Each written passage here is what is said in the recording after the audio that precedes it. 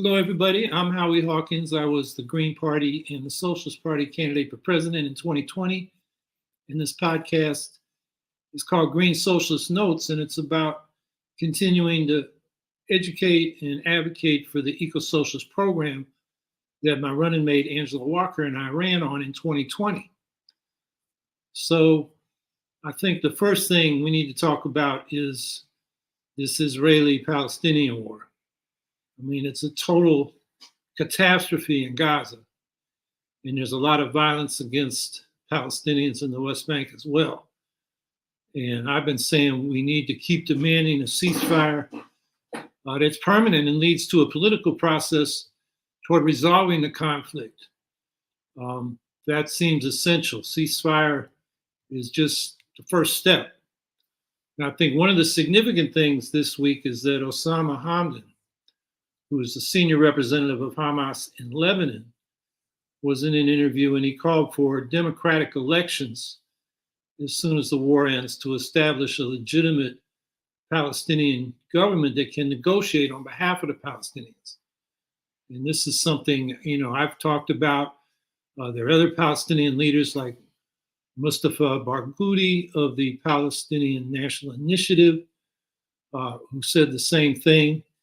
Now, Hamdan didn't mention proportional representation as I have, but I think the call for elections is significant. Proportional representation, you really want that so that all segments of Palestinian opinion get represented rather than have a plurality winner situation where one faction gets all the power, a winner-take-all situation, which won't be legitimate with the Palestinians or the international community.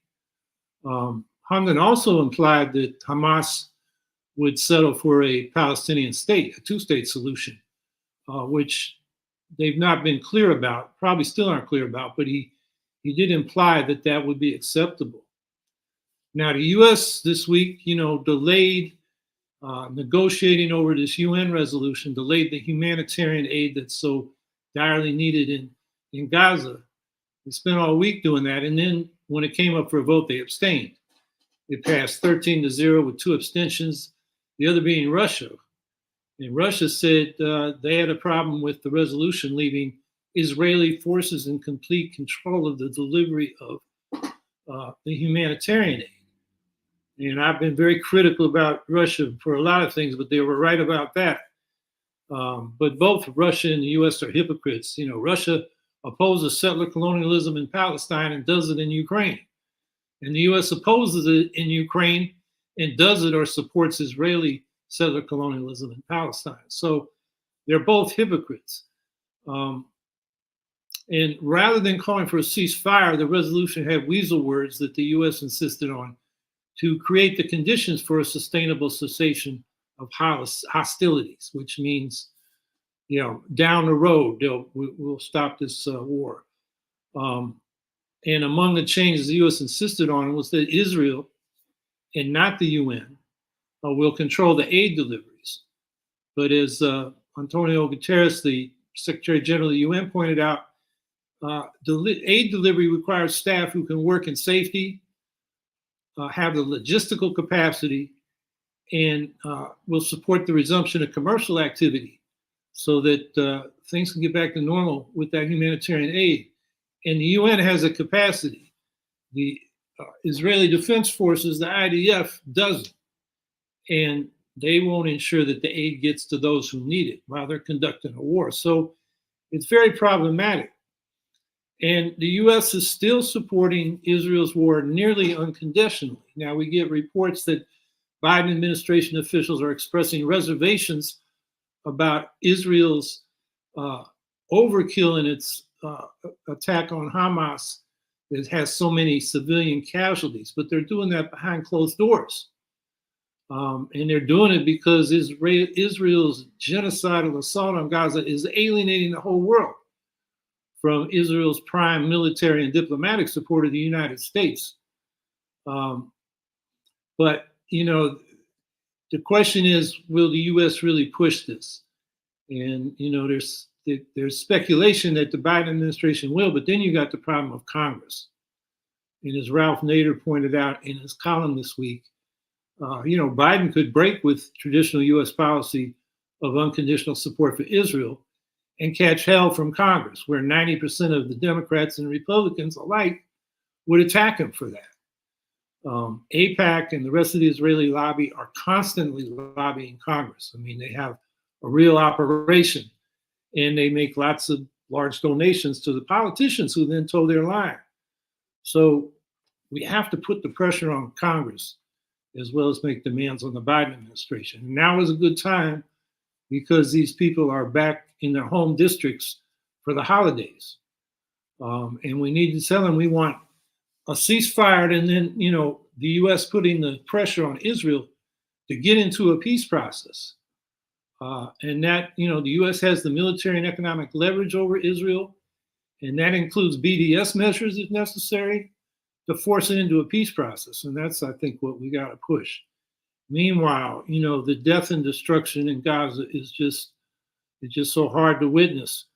It's not just the bombing, it's the starvation, it's the disease, it's just the extreme cruelty we got to stop. So I hope you all will, do what you can to talk to your congressional delegation, get out on the streets. There, demonstrations going all the time. We got to keep pushing on that. The other thing I want to talk about is, the Republicans are whipping up fear about an quote unquote invasion of immigrants. And I want to put that in context because that's not what's happening. But the US and Europe are adopting racist and xenophobic immigration policies that are cruel, immoral, and actually hurt the rich countries that need these immigrants for their labor because the US and Europe are aging. And, there won't be enough labor to support the seniors. And a lot, some industries are short of labor. So there are good reasons to encourage immigration. It's not an invasion, it's an opportunity for the United States. Now, in the world today, there are 280 million migrants, which is about approaching the size of the United States population. It's about 3% of the world's population. About 60% of these people migrate voluntarily. There's usually not a lot of drama involved. But about 40%, which is significant, about 110 million, are forcibly displaced, mostly by wars, but also by genocide, like we've seen with the Rohingya expelled from Myanmar to Bangladesh. There's just a lot going on. Same thing going on in Sudan right now. But contrary to the xenophobic politicians of the world like Donald Trump, these numbers have been pretty constant since in the post-World War II period. The share of the world's population who now live outside their country of birth is 3.6%. In 1960, it was 3.1%. So it hasn't changed that much. What has changed is the share of forcibly displaced people in the world's population, which has more than doubled since 2012. Then it was 0.6%. And by 2022, it was 1.4%. And that reflects these, terrible wars we've had in Afghanistan, Syria, Congo, Ukraine, and now Sudan. But that, that share of 1.4% is still about half of what it was in the aftermath of the Second World War. So we've been in worse situations. And the root cause of this forced displacement and refugees is really the capitalist system. It's an exploitation and imperialist expansion, which creates the climate crisis, endless growth, and burning of fossil fuels, and imperialist wars that the ruling classes of the imperialist powers use to support repressive regimes that keep labor and resources cheap and unregulated. So we need eco-socialist system change to get to the root causes of mass migrations. And this global crisis is going to get worse with climate change, which will also likely generate resource wars for fertile lands, for water, as well as the mineral resources that industry needs, particularly the renewable industry, these rare earth minerals. And the crisis is really more political than demographic. The far right is growing in Europe, in the United States, and the rich countries. on the basis of scapegoating immigrants for social problems that are caused by the normal operation of capitalism. And the political center, like the Democrats in this country and their counterparts in Europe, are pandering to the far right ahead of the 2024 elections in the US and Europe. The far right's been growing in recent elections. So rather than fighting them, the center is accommodating them. And the left is largely silent, with the notable and striking exception of the Green parties in Europe, who have been very pro-immigrant. But the other parties in the center and on the left are either silent, and they're certainly not resisting xenophobic anti-immigrant rhetoric and policies, because they're afraid that sentiment is growing. The right is whipping it up. And I think what we need to realize is that closed borders enforce global economic apartheid. Capital can move to cheap countries, but labor can't move to rich countries to get good wages. So these borders create walls of separation, apartheid between the rich and the poor. And so now we got, the rich countries in Europe and North America setting themselves up as fortresses against immigrants, which they actually need for their labor. By one estimate, one study found that if we had completely open borders in the world and free movement, it would double global GDP. Immigrants, in this country, we know the statistics show that they commit crimes much less than native-born Americans. A lot of them are entrepreneurial. They start businesses. A lot of them are willing to work in difficult industries that native-born Americans are not: agriculture, meatpacking, construction. So, they're really an asset that should be embraced, not an invasion that we need to repel. So I think what we need to be supporting is more open borders and the social services to support migrants. And what that really means in terms of the ethics is we need to support freedom of movement as a human right, as well as the meeting of people's basic material needs as a human right. And where we're at now in the US is the Democrats are ready to gut asylum protections and carry out mass deportations in exchange for getting military aid to Israel, Ukraine, and Taiwan. It's a dirty deal, but the hard right Republicans are insisting on it, and the Democrats are accommodating them. And this is a violation of US law and international law, the United Nations, which gives anyone the right to seek asylum who fears persecution in their home country because of their race, religion, nationality, membership in a particular social group, or their political opinions. And that's why a lot of people are coming to the United States. Yes, they're economic migrants and they can be assets, like I said, but to deny asylum is just cruel. It's not just illegal, it's cruel, and makes the US a hypocritical state that proclaims support for human rights, but crushes them in practice. The inscription on the Statue of Liberty says, "Give me your tired, your poor, your huddled masses yearning to breathe free." Yeah, well, if this stuff passes, the US might as well send the statue back to France.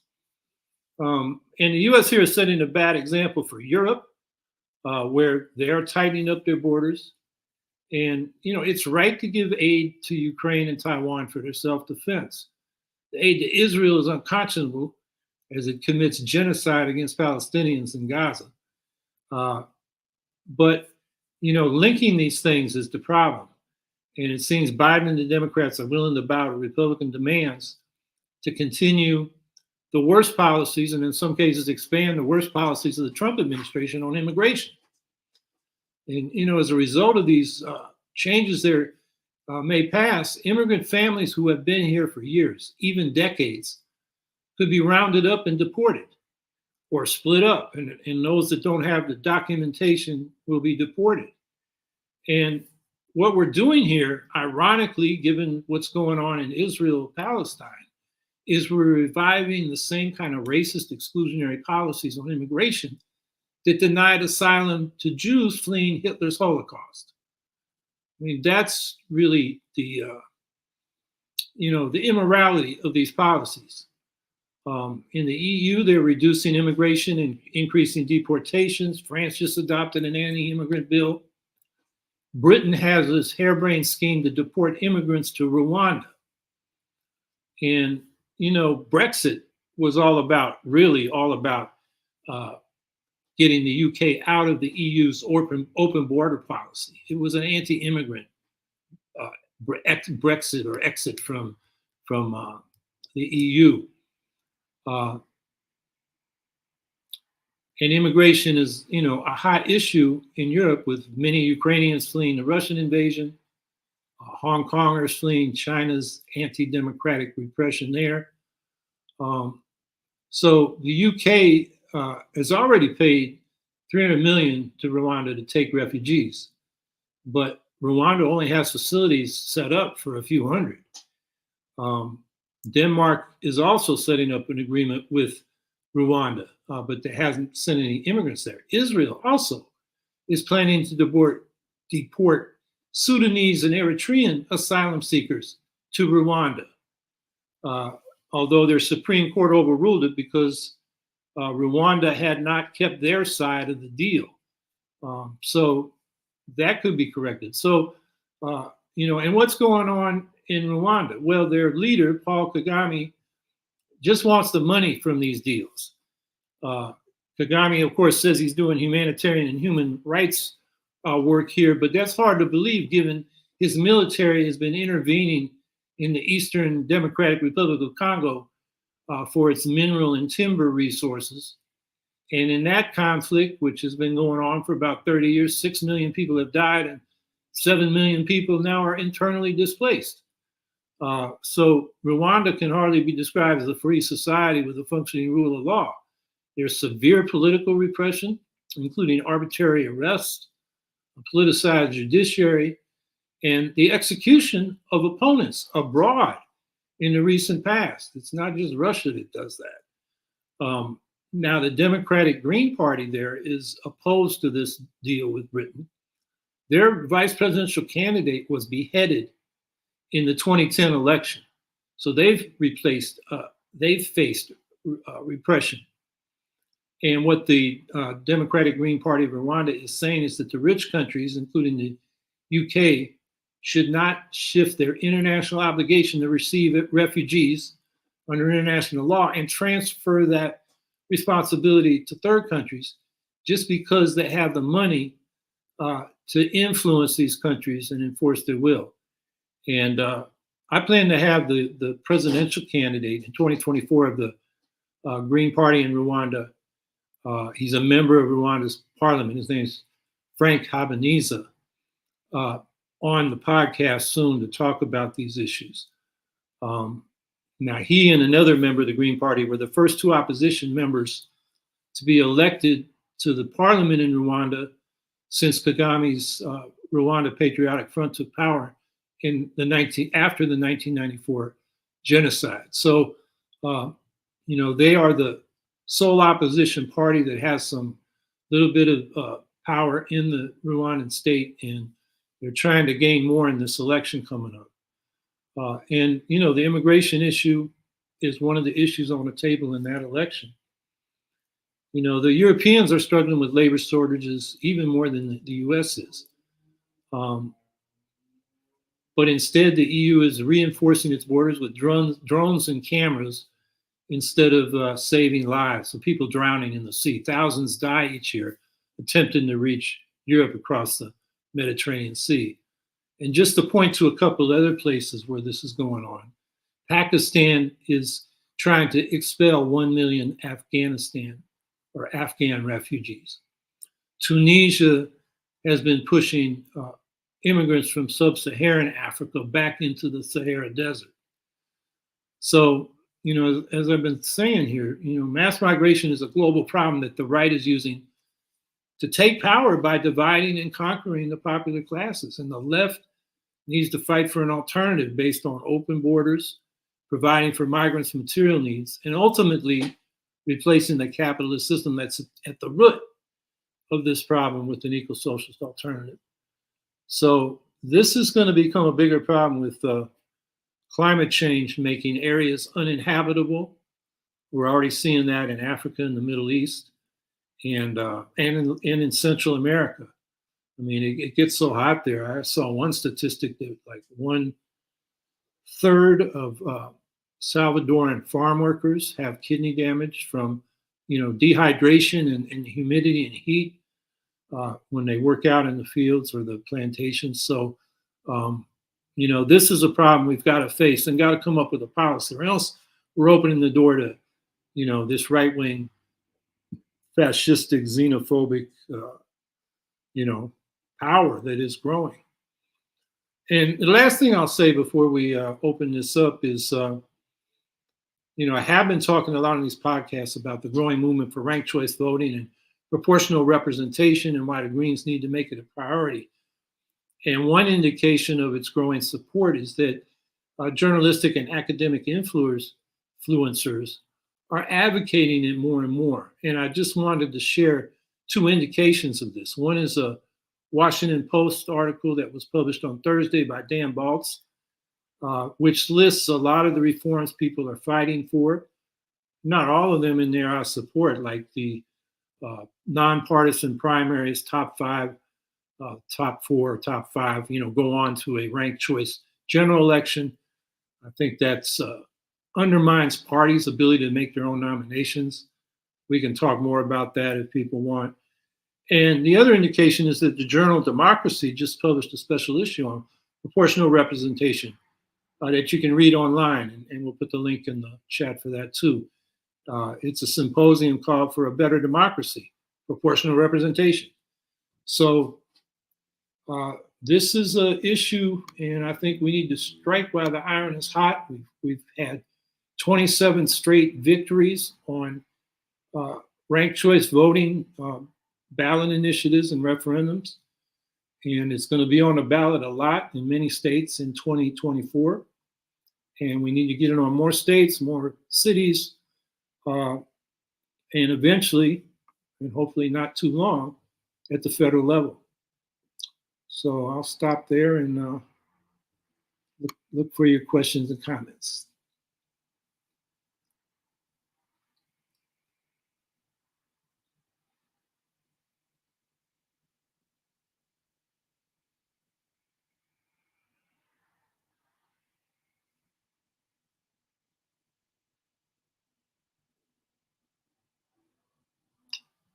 We need critical thinking. I think the message needs to get out of the importance of registering green and voting green in the presidential primary, because both the things, registering green and voting green, help funding and get to the debates, correct? Well, funding, the voting and registering, anybody can contribute. I mean, I think Jill Stein is the one candidate that's running for the Green nomination that has a realistic chance of qualifying for presidential primary matching funds. She will need to raise at least $5,000 in 20 states from contributions of $250 or less, if I remember right. I think it's $250 or less. Maybe it's $200 or less. Anyway, small contributions, small in the larger scheme of things. They're good sized contributions for Greens. And then, so anybody can, anybody, they don't have to be in, it doesn't matter what their party is, they can make those donations to the Stein campaign. Although, of course, registering Green, gets you into the thinking about the Green Party and voting in the primary. In I can't think of any states. Well, yeah, no, I can't think of any states where it's possible to register by party, which is all but, I think, 19 of the states. You have to be registered in the party to vote in that party's primary. There are other states where they have what are called open primaries. And I guess in some states, I think New Hampshire may be one, you can switch at the primary polling place and just say, I may be registered as a Democrat or whatever, but this time I want to vote in a Republican primary. And they'll let you do that in New Hampshire. So every state is different. So, the vote we get in the primary doesn't matter. And most of our primaries are going to be internally organized by Green parties because we're not on the ballot as a major party, so the state will run a primary. I think California will do one. Washington, D.C. will do one. I'm not sure if we have any other states where we'll have a Green primary on the ballot. There may be some, I just don't know. In most states, it'll be members of the Green Party. In that case, you have to either be registered with the state where that's possible, and then you're qualified to vote in that primary that the Green Party will operate, or you have to tell the Green Party you're a Green Party member, so you'll get a ballot. But that doesn't affect funding. The votes that affect funding are the general election votes. And in the general election, there's a public funding system where major parties, which means 25% or more of the vote in the last presidential election, qualify for a public funding grant for basically the fall, from Labor Day on. And in 2020, it was a little over $100 million. Now, neither of the major parties took that because they were raising billions. And if you take that 100 million, you can't raise private money. The last candidate to do that was John McCain in 2008. Obama said he would use the public funding, but then he was raising so much money, he said, oh, I've changed. Never mind, I'm going to take all that private money. So he was well funded. And since then, the major party candidates have just ignored that. In fact, the Democrats had a bill to eliminate that public funding system. That was H.R. 1, had a lot of good, voting rights kind of reforms in it, but this was not progressive to eliminate the public funding. And also increase the primary matching funds qualifications, basically fivefold, which would have put it out of the reach of all but the most, the best organized Green campaigns. Maybe Nader would have done it. I don't think Stein or, me would have done it in, 2012, 2016, or 2020, if it was 5 times what we have to get now. In any case, the vote that counts is that general election. If you get 5% or more, you get a prorated portion of that full grant that starts at 25%. So if you just got 5%, that's a fifth of 25%. So Greens will get 20% of the full grant, which in 2020 was about $100 million. So that'd be $20 million for the Greens. If we got 10%, that would be $40 million. So that's where the vote affects funding. And, that's getting 5% would really be significant. We've never done it. The best we've ever done was Ralph Nader in 2000, 2.74%. So people get, I guess don't get your hopes too high, but doesn't mean we don't try for that 5%.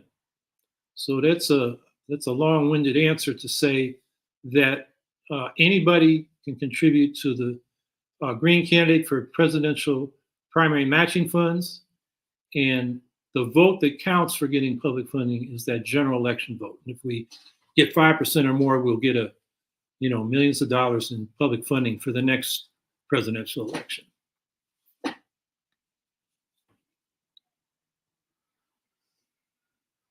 Steve Welser, wouldn't full freedom of movement have meant Zionists would have flooded into Palestine in even larger numbers and encroached upon the Palestinian community even more?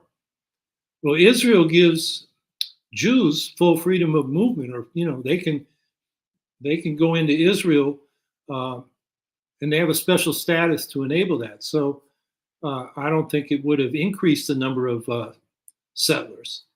And some of them, were not settlers so much as refugees from the Arab countries that started expelling Jews in North Africa and the Middle East after the Israeli state was set up. So I don't think, freedom of movement, Jews already have that to Israel. The problem is Palestinians don't. Palestinian refugees who are exiled from Israel, Palestine, can't go back to inside the Green Line that Israel controls. That they were expelled in either 1948, the Nakba, or the 1967 war. So they should have freedom of movement too, the Palestinians.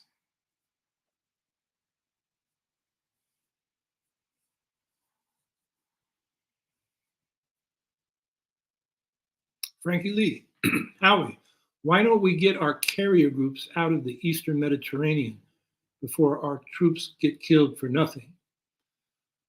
Well, the U.S. is showing force, showing support for Israel, and also there in case the war becomes a regional war, and Iran's proxies, Hezbollah, their militias in Syria and in Iraq, and the Houthis in Yemen, turn into a regional war attacking Israel. So the U.S. is there to, fight them if that happens. But our carrier groups are just outside all areas of potential conflict, in many places around the world. I think a lot of them could be brought home to the United States. We have, a bigger Navy than we need. It's more there to support, U.S. imperialism to make the world safe for U.S.-based multinational corporations, basically, than it is to do, peace and security missions. The U.S. does a little bit of that. We're still part of the Suez peacekeeping force that's been there since 1956. That was a case where actually the UN General Assembly used the Uniting for Peace resolution to bypass the Security Council.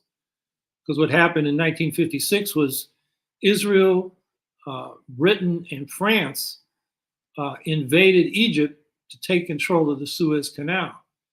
And Eisenhower said, no, you don't. The Russians said, no, you don't.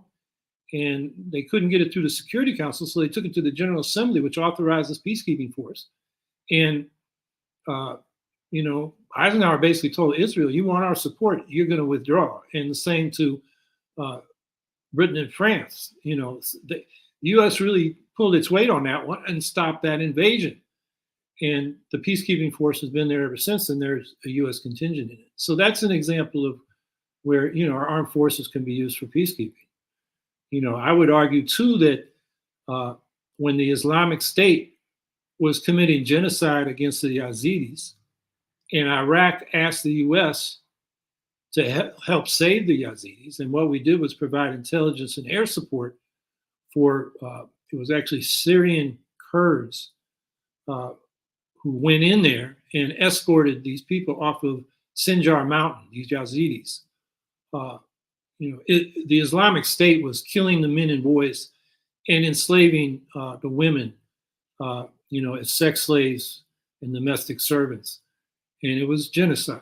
And so, the U.S., maybe not for all the highest reasons, but certainly, the Islamic State was a threat to security, and what it was doing to the Yazidis was wrong. So that was, I think a righteous mission for the U.S. Armed Forces. But those are the exceptions. I mean, most of the time we get involved in these, aggressive wars of conquest, from Vietnam to Iraq and Afghanistan. Or, we just create chaos like we did in Libya and Iraq. So I guess I'm saying is, the U.S. is, when we say we, there's we in the peace movement, and then there's the we United States. The United States is not going to pull those carrier groups out of the Eastern Mediterranean until this war settles down. I think that's why they're going to stay. I think what we should be saying in the peace movement is, pull them back. They're provocative. And we have so many military capabilities that if, Iran was to, push a war with Israel, we'd have plenty of ways of responding immediately without those carrier groups being right there.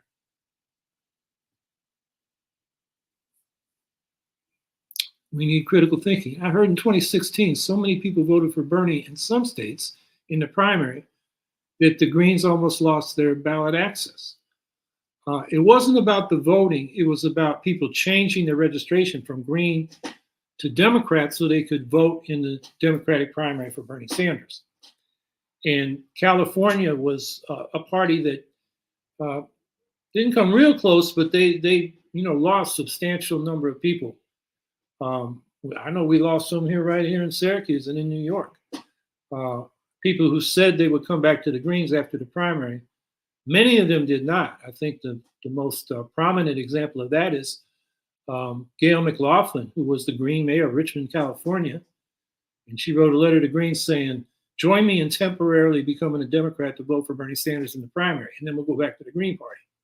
Well, she never came back. So yeah, Bernie, I know in 2016, his campaign was calling Greens in New York. I got one of the calls, and they were urging us to re-register as Greens to vote for Bernie Sanders. And I had choice words for the caller, but that was an effort going on in 2016. I don't think any Green parties lost their ballot status because of that. I think in California, it was probably had the biggest impact because it did take a pretty substantial dent out of the Green. And California is one of those states where if you maintain a minimum number of people registered in the Green Party, you have a ballot line. And I forget the number. It's like it changes because of the overall, voter registration, but it's something like 70,000, 100,000. And the Greens, maybe have 30,000 more than they need, but that's kind of too close for comfort. So, hopefully we'll steadily recover that registration. With Genocide Joe being so close to Israel right now, there's a lot of alienated people who are coming to the Green Party. So maybe those registration numbers will go back up in California and other states. Emil Sachs. Under a privatized healthcare system, just birthing a baby costs hundreds of thousands of dollars. I don't know about the cost of the medical costs of birthing a baby. That may be what the hospital charges, but insurance should cover that, whether it's private or public insurance. The problem is the costs of healthcare are about a third more than they need to be because we have hundreds of plans, private and public. And when a provider wants to provide a service like, birthing a baby, they charge a fee to the insurance company. First, they got to find out if the insurance company covering this mother has covers birth, or whatever the service is. And then, if they do, then they bill the insurance company. And a lot of these insurance companies, systematically just reject or haggle over the price and will pay a lower price than the provider is asking. So they have to negotiate on the price. And then sometimes they'll just say, your paperwork's wrong. We're not going to honor this fee for a service. And then the provider has to argue back. So it just creates a whole layer of bureaucrats and paperwork that adds about a third more to the cost of our healthcare system, which is,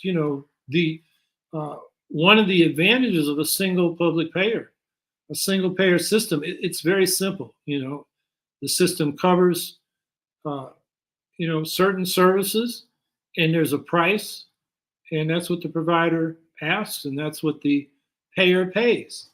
And there's not a lot of back and forth.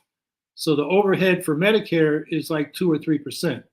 And for private insurance, it's around 35%. So that's why we got a mixed system of private and public. And it's very confusing. And even the public system is getting privatized. So Medicare doesn't cover drugs, doesn't cover some services, doesn't cover hearing, dental, eyes.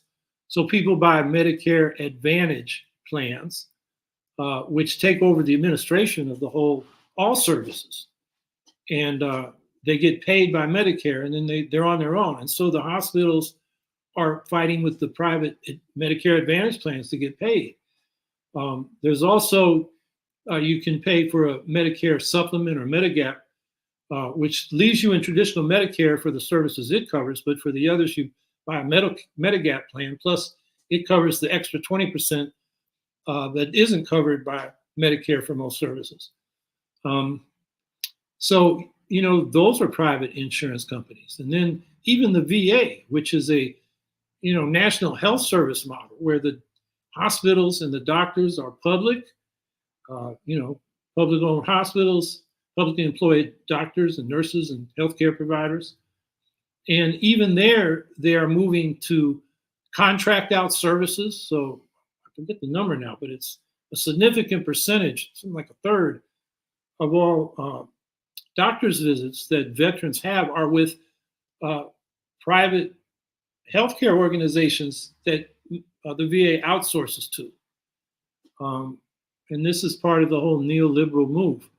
The head of the Centers for Medicare and Medicaid Innovation, now appointed by Biden, is Liz Fowler, a former health insurance company executive and lawyer who was a principal author of Obamacare, which was basically the Republican plan, employer mandates for private health insurance, and then expansion of Medicaid for the poor, which turned out to be optional under Obamacare. So a lot of states didn't take it up. It left the funding locally. That was we basically had three healthcare reforms coming out of the 70s when healthcare inflation was a big issue, and the fact that Medicaid and Medicare still left about a sixth of the population uncovered. So they were looking for an alternative, and there was a conservative plan that was Nixon's, which is the healthcare mandates.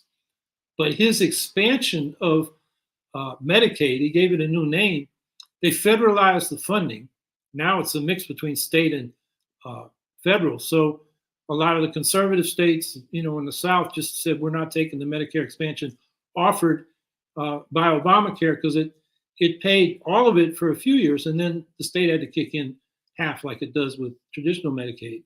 So a lot of states didn't take it. So that was much more conservative than what Nixon offered, which he offered a much more generous and federalized healthcare system for the poor who weren't employed. So you had that plan. You had national health insurance. That was Kennedy. That's what we call Medicare for all. And then you had the Dellums plan, which is a national health service that was democratically structured, community controlled. So you would have community health boards elected 2/3 by the public that used the community health center in that neighborhood, and 1/3 by the healthcare workers in that district. So every community of 25 to 50,000 would have a community health center and a local health board. And in turn, those boards would appoint two consumers and one worker to a district board, which would basically be at the general hospital level, and then a regional board, which is the medical center where you had very specialized services and medical education, and from there to the national level. So it was a bottom-up, democratically controlled national health service. And that's what we need, given that not just health insurance, but the doctors and hospitals are increasingly corporatized. And from the pharmacies to the funeral director, long-term elder care, you name it, the whole healthcare system has been corporatized, monopolized, and the prices are going up and the service is going down. So even people who were pushing for Medicare for all, like Physicians for a National Health Program, a number of their leading physicians had an article in The Nation, May 31st, 2022, March 31st, 2022, I believe, called Medicare for All is Not Enough. Subtitle was, Community, not corporations, should own healthcare assets. So we're moving back to that Dellums model, which Dellums he introduced it in 1977. He kept introducing it till he left in 1997. His successor, Barbara Lee, reintroduced it. But then the second time she reintroduced it, she gutted the democratic structure in it. So we really need to go back to the Dellums bill, not what Barbara Lee had gutted. When she reintroduced it several more times until Obamacare passed, then she stopped as if we were done. And now we need that bill back in Congress. And where's the squad? Where are the progressives? They don't even have a good Medicare for all bill. Even the J-Paul bill is a step back from HR 676 in the amount of private management and contracting that that national health insurance plan, Medicare for all, she calls it, would allow. So, the healthcare field is that's why we need the damn Green Party, because even the progressive Democrats have really not fought for a good single payer system, which now should be a health service, not just health insurance.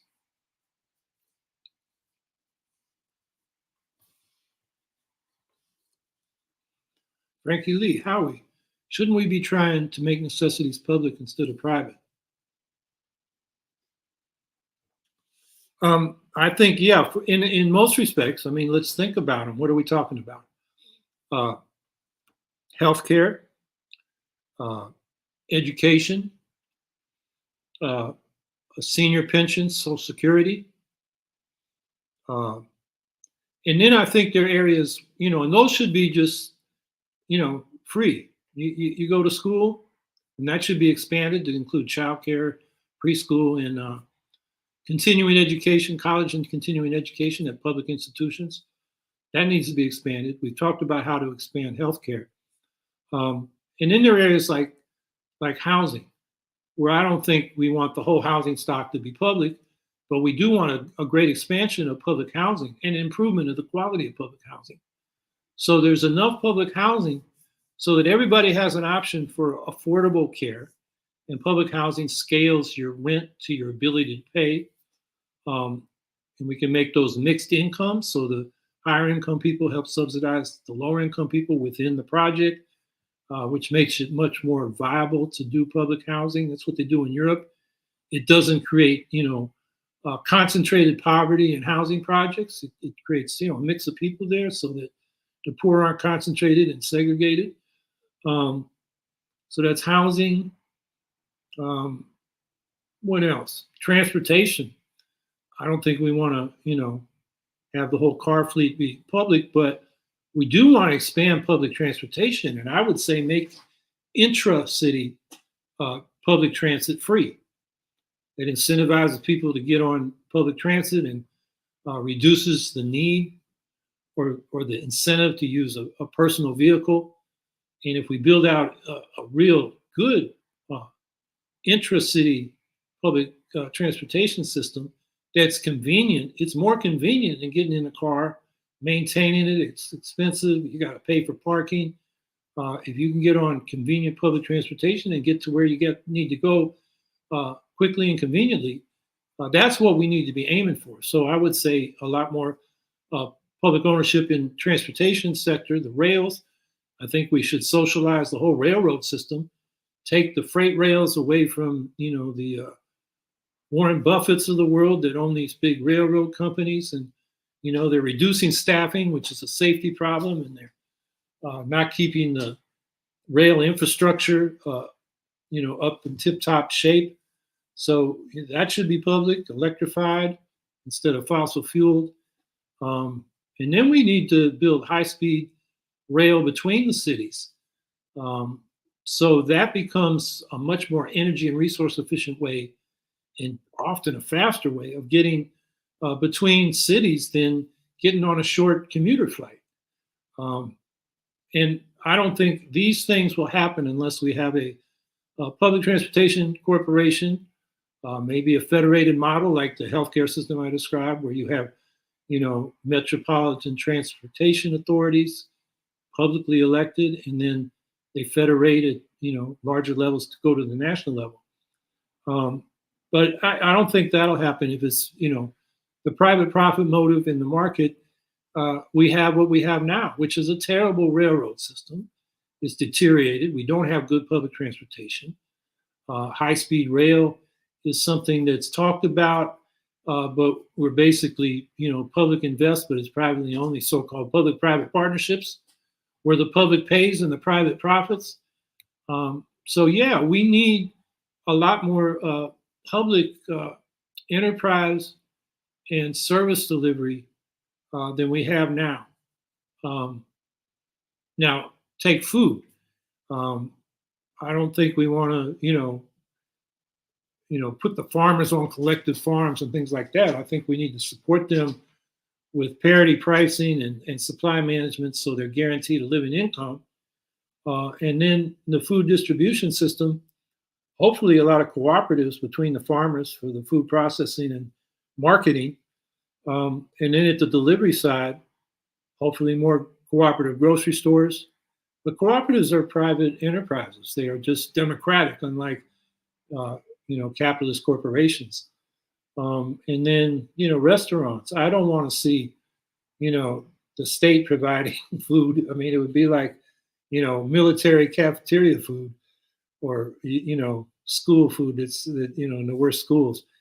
On the other hand, I would like to see antitrust so that these chains, these fast food chains, don't dominate the restaurant business, and so you have more opportunity for local, people that want to, there are people that like to run restaurants. They like to cook. They like to serve people, and it's very different atmosphere when you have a mom and pop restaurant than you do with a fast food chain. So I guess what I'm saying is, yeah, we need more public, but it doesn't need to be all public. There's plenty of room for, private enterprise in, some areas like food, part of the housing market. If we have a big enough public sector in housing, that's going to set a yardstick for rents in the private sector. Or otherwise, if you charge too much in the private sector, people are going to be going for those public units.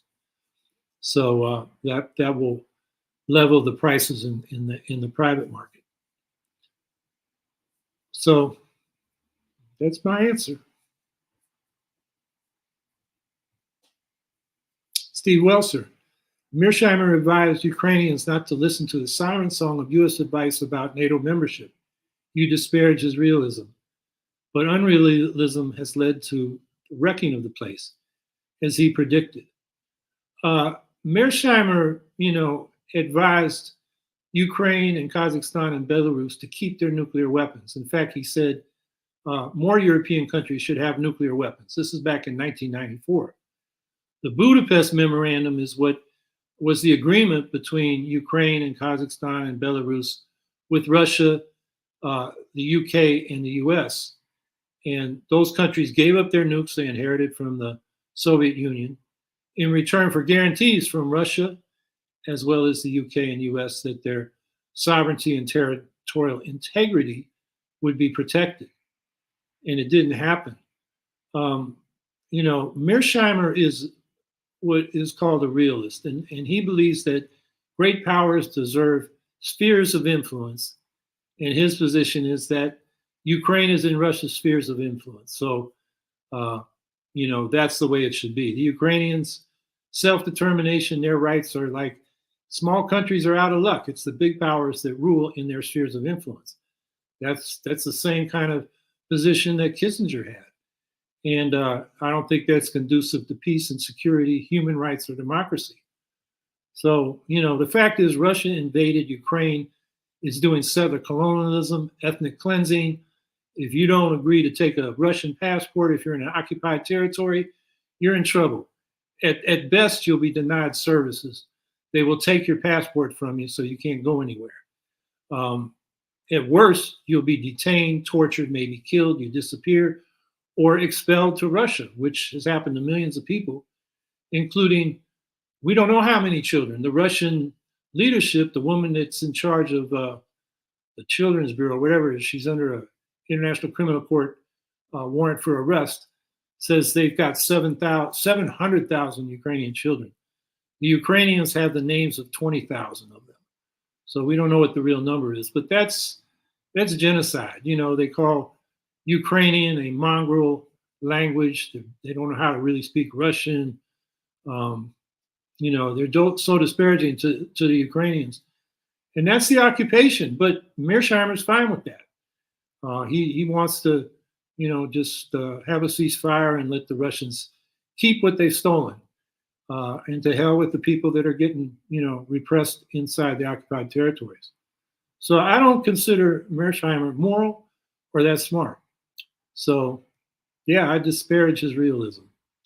And, the reality is, Russia's an imperialist power in Ukraine and wants its sphere of influence and thinks it has a right to it. And it doesn't recognize the right of peoples to self-determination, which I think any progressive should. So, and we heard Putin in his news conference, his annual news conference saying, their goals haven't changed. Denazification, which means overthrowing the Ukrainian government and killing its leadership and intellectual class, It means demilitarization, which means Russia rules, and neutrality, which means Russia rules. You know, NATO membership was not popular in Ukraine before 2014 when the Russians did their first invasion of the Donbass and Crimea. You know, like a third or 25% wanted NATO membership. And after that first invasion, it went to about 50%. After the full-scale invasion of February 2022, the polls now show it's 97, 98% of Ukrainians want NATO membership because they think that will protect them from Russian aggression. So, you know, Putin wanted to stop NATO membership. Instead, he united NATO and expanded it. Finland and Sweden joined. You know, and Finland's had a history of aggression by Russia in the form of the Soviet Union in the, you know, when was that? Early 1940s. And they did grab a part of Finland. They didn't get it all. They got defeated taking it all, but they did take a part of Finland. They pushed the Finns out and settled Russians there. And, you know, Finland has given that part of Russia up that used to be part of Finland. So I also don't believe it. You know, if Ukraine had not sought NATO membership, but still elected people that didn't want to be under the tutelage of Russia, Putin would have still gone in. It wasn't about NATO. You know, he didn't get freaked out when Finland joined NATO. Putin didn't. And, you know, NATO wasn't threatening Russia's security. You know, there were questions that, you know, needed to be discussed, like the placement of anti-ballistic missiles in bases in Poland and Romania, which could be quickly converted to, you know, nuclear missile launch bases. So that was a legitimate concern. You know, they weren't really needed in those countries. They said they were for stopping Iranian missiles headed toward Europe, which, you know, yeah, maybe, but also Russian missiles. And the Russians were concerned that would enable the US to do a first strike, or the West. So there were issues there to discuss, but that should have been diplomacy, not war. You know, what Putin did, December 21st, 2021, he issued an ultimatum to NATO. He said, pull back to the NATO footprint, military footprint at the time Germany reunified, or else. And or else was 150, 200,000 troops amassed on Ukrainian's border. And he wanted NATO to do that within a few weeks.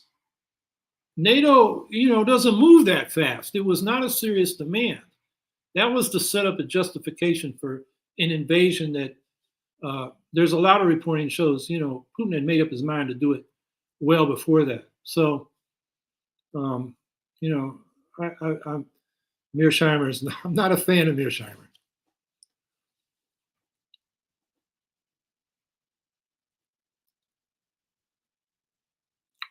Amy says, happy holidays. And I guess we're getting toward the end of the hour.